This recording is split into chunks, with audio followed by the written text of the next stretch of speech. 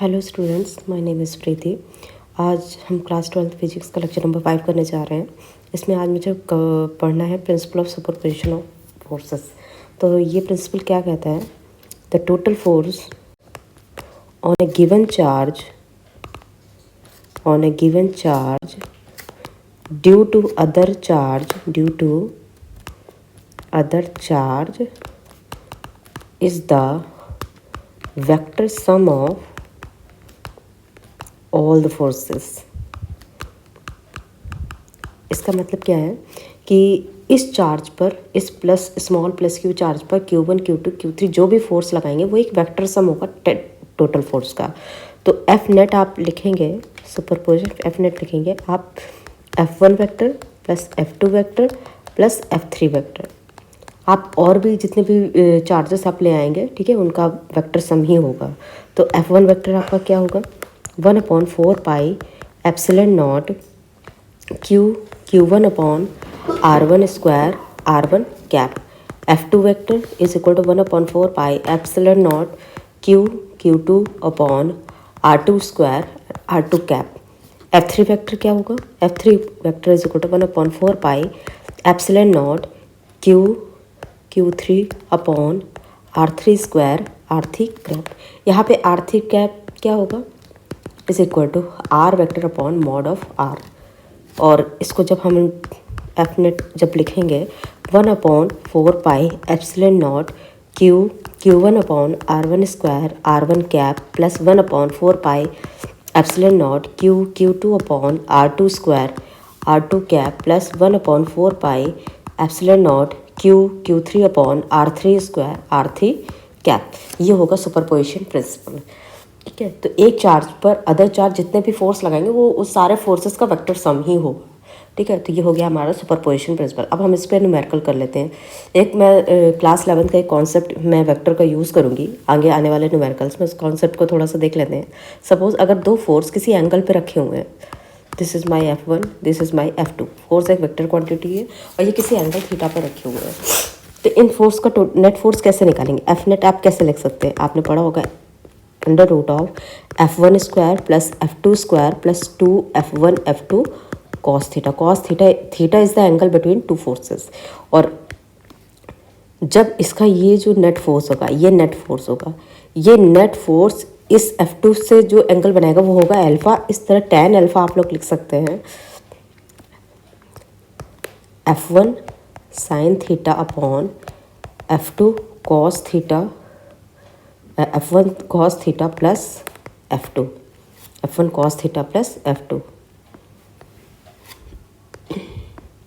ये दोनों कॉन्सेप्ट हम आने वाले न्यूमेरिकल्स में यूज़ करेंगे। जैसे आप इसके शॉर्ट ले सकते हैं और मैं इसे रेस कर देती हूँ।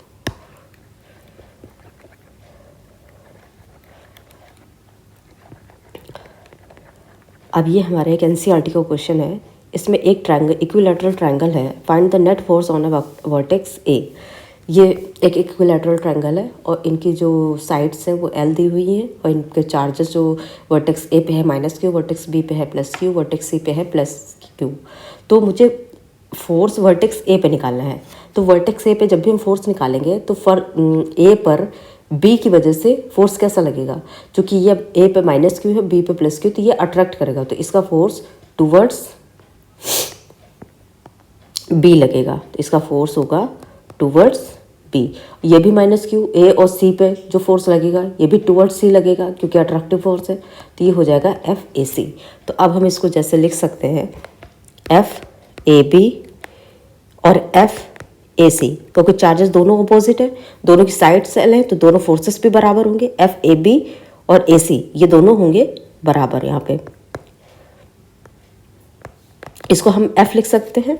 तो FAB क्या होगा? FAB बराबर FAC is equal to 1/4 pi epsilon naught Q square upon L square. ये इसका फोर्स हो गया। अब ये दो, चूंकि ये इक्विलैटरल ट्रायंगल है तो इन दोनों फोर्सेस के बीच का एंगल जो होगा वो है मेरा 60 डिग्री। अब दो फोर्स अगर किसी एंगल पर रखे होंगे तो उन पर जो एफ नेट हम लिखते हैं, ठीक है, फोर्स एक वेक्टर क्वांटिटी, तो हम लोग वेक्टर तरीके से उसका नेट फोर्स निकालते हैं।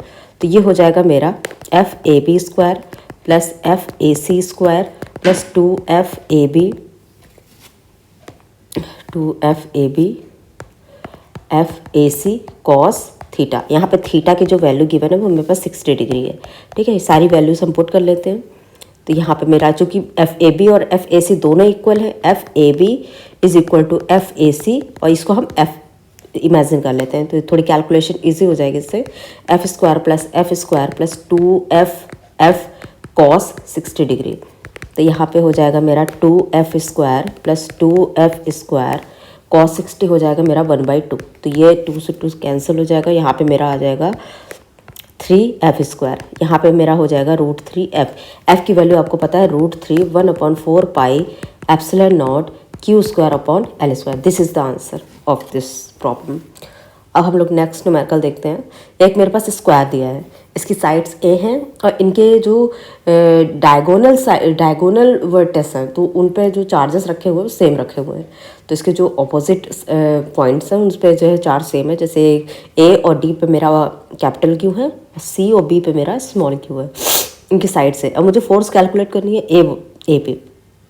तो A पे अगर मुझे फोर्स कैलकुलेट करनी है तो देखिए A पे ये प्लस Q है, ये भी प्लस Q है, दोनों रिपल्शन फोर्स लगाएंगे तो ये होगा अवे। ये होगा इस लाइन ज्वाइनिंग द फोर्स से अवे होगा फिर ये फोर्स। तो इस फोर्स को हम लोग लिख लेते हैं F on A due to B। F on A due to B। अब इस A पर C की वजह से जो फोर्स लगेगा वो भी रिपल्शन होगा तो ये आउटवर्ड होगा। तो F on A due to C। अब ये D की वजह से अब चूंकि ये स्क्वायर है, ठीक है, इसका डायगोनल आप लोग निकाल सकते हैं, ये आएगा √2A। अब इसका जो फोर्स होगा, ठीक है, तो ये QQ सेम चार्जेस है, ये भी रिपेल करेंगे तो ये आउटवर्ड होंगे तो ये हो जाएगा FAD। अब आप देख रहे हैं कि FAC और FAB इनका जो रिजल्टेंट होगा वो FAD के साथ ही होगा। ठीक है, यहाँ पे F नेट होगा तो इसका जो टोटल फोर्स होगा F नेट प्लस FAD।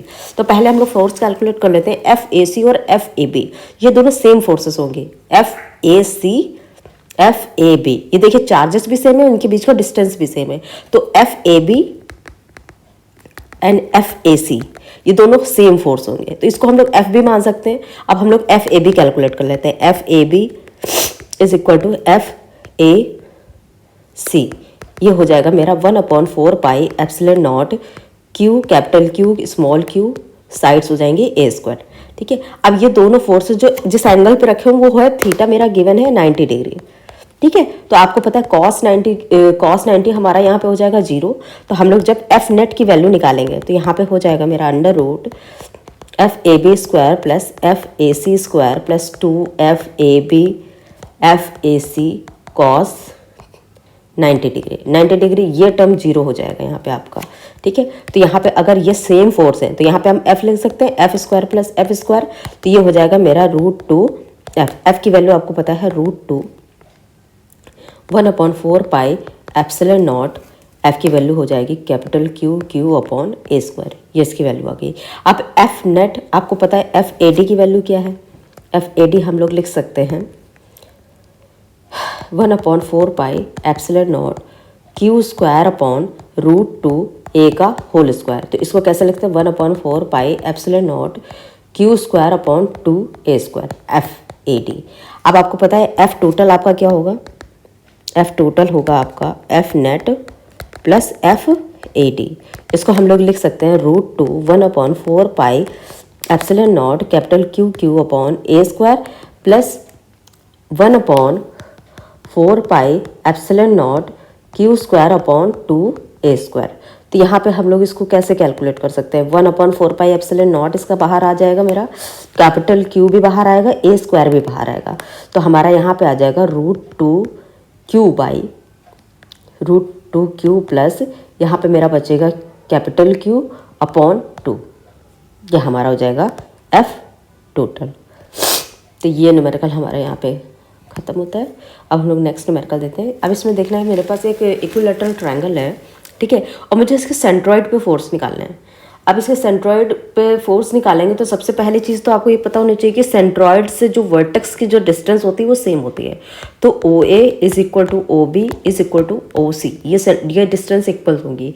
अगर इनकी जो वर्टेक्स है इन पर कोई भी चार्ज रखा हुआ है, ठीक है। तो वर्टेक्स पे आप लोग फोर्स देख सकते हैं कि अगर यहाँ पे जो फोर्स लगेगी इनकी, ठीक है, तो फोर्स हमेशा इसकी वजह से यहाँ पे जो फोर्स लगेगी वो आउटवर्ड होगी क्योंकि पॉजिटिव है, ठीक है। तो ये आउटवर्ड फोर्स इसकी एफ ए हो जाएगी। यहाँ से इस प्लस क्यू से इसकी फोर्स आउटवर्ड जो होगी एफ बी होगी, इसकी आउटवर्ड। तो ये फोर्स कुछ इस तरह से अलाइन होंगे आपस में।